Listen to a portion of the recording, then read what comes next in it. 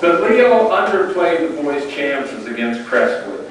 The Record Courier ran a strange picture of Leo's backfield gathered around Leo as he kneeled and drew plays in the dirt. The only comment that he'd give the reporter was, "The boys are eager to go." But they spun their wheels for 2 weeks, tying Crestwood 6-6, and then losing to undefeated Newberry 13-7 the next week.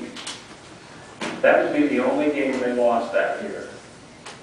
Garfield and Southeast both were thumped by several touchdowns, bringing the abbreviated season to a close. Except that the new lights had arrived, and Leo wanted to use them this season. So he did the unthinkable. He called Warren Harding High School the Associated Press state champions of the preceding year and asked them to send the reserve team over on a Saturday night for a grand premiere.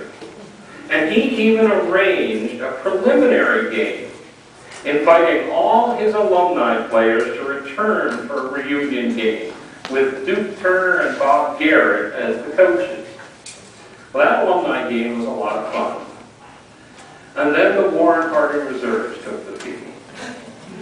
And it soon became apparent to the overflow crowd of 400 people that Harding had sent most of its regular players too.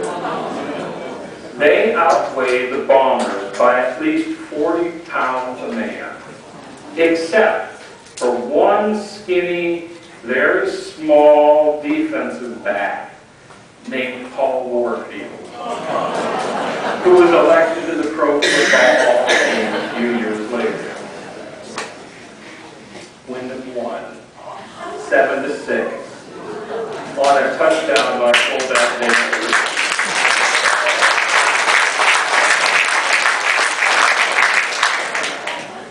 Leo Cott thought that was maybe his best team ever. Until the next year. The season preview for the 1956 team in the Record Courier called Leo Cott the Dean of Portage County Coaches, a phrase that would be repeated every year for the next decade. Lefty Bowers and Don Miller were the only backfield men who had graduated, and the Bombers had added a kid at center named Bill Barker, who had moved in from Newton Falls. That kid would one day make Windham famous nationally.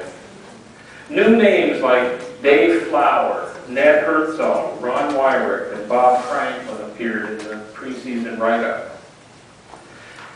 New Mayor Paul Lissick stole some of the preseason thunder by threatening to turn off the water supply for the project in the first of many tiffs with the Philnet Corporation, which now ran the housing project. At a council meeting, manager Bernie Cortez showed up with a container of orange water and bellowed, "Show me a glass of water that's fit to drink." Councilman Claude McManus shot back, "We could get the rust out of the water if Philnet would ever pay their bills." The water remained on, but the legal battles continued. Now, Leo had scheduled 8 games, including pilgrimages to Newberry, Middlefield, and Goshen Union over in Damascus in Mahoning County. And once the season began, he unleashed a scoring machine the likes of which Portage County had never seen. Game after game saw the Bombers win by 4 or more touchdowns, marred only by a single 19-6 loss to Goshen Union, which ended the year undefeated. And in that game, star quarterback Bob Franklin was missing due to a virus, and untested sophomore Bill Eisler received his baptism by fire. He threw 2 interceptions and didn't complete a single pass. Did you, Bill? Bill would do much better in succeeding years. After the Bombers' season-ending win over Newton Falls, the Record Courier proclaimed this the greatest team in Windham's storied history. But Leo Cott had just begun to reach his stride. 1957 would be better. Leo scheduled 9 games that season, but before the end of the year, both West Geauga and Randolph begged off, afraid to face this tiny team without a lead. Ravenna Township, Southeast Garfield, and Atwater remained from the old PCL rivalry. But Leo was forced to go far afield to schedule Brewster High School down in Stark County, and a new foe on the Portage Summit line, Mogador, undefeated for the past 4 years, which would come to town for the second game of the season. Now, most of the 1956 team returned, and new starters like Dick Gorby, Gary Meisner, Frank Gray, and Jerry Aldrich had only made the Bombers stronger. Ravenna Township was steamrolled in the first game, and then Mogador loomed on the horizon. Now, poor-mouthing Mogador coach Ned Novell told the Akron-Beacon Journal that Windham was at least a 3-touchdown favorite. He anticipated no such thing. His team was 4-time Summit County defending champion, and Ned Novell, in his entire career, never expected to lose a game, especially to a no-name, no-league gypsy team like Windham.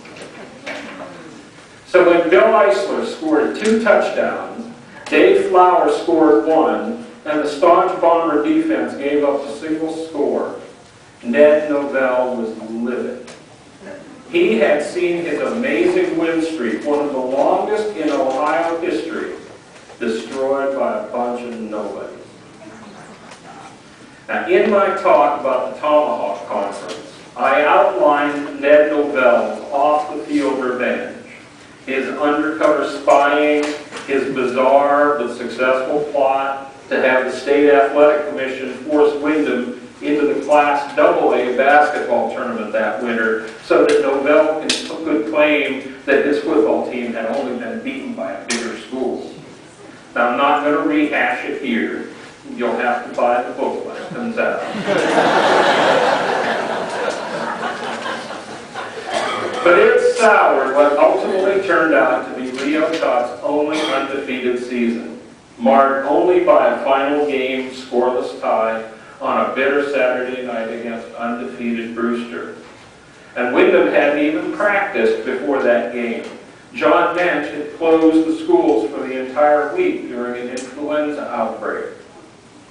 But 2 small events, outshone in coverage by Harley Miller's election as mayor, would change Windham's athletic history forever the next year. Windham joined the league.